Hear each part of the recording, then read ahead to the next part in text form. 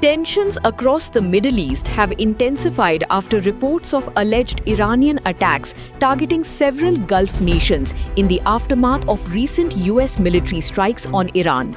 The developments have sparked diplomatic protests and heightened fears of a wider regional conflict centered on the Strait of Hormuz.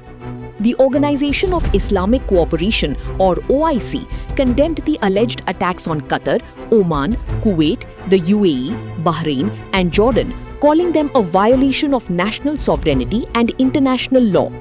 The bloc reaffirmed its support for the affected countries and said member states have the right to defend their security and territorial integrity.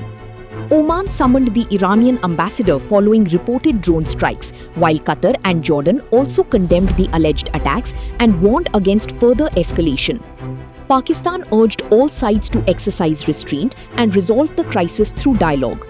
The tensions come as US forces reportedly carried out fresh strikes on Iranian missile systems and military assets near the Strait of Hormuz.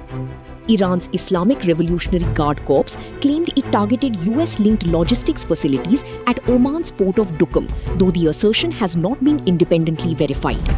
US President Donald Trump insisted the Strait of Hormuz remains open for commercial shipping and warned that Washington would continue to protect maritime security. With military action intensifying and diplomacy under strain, global markets and governments are closely monitoring the crisis amid growing concerns over energy supplies and regional stability.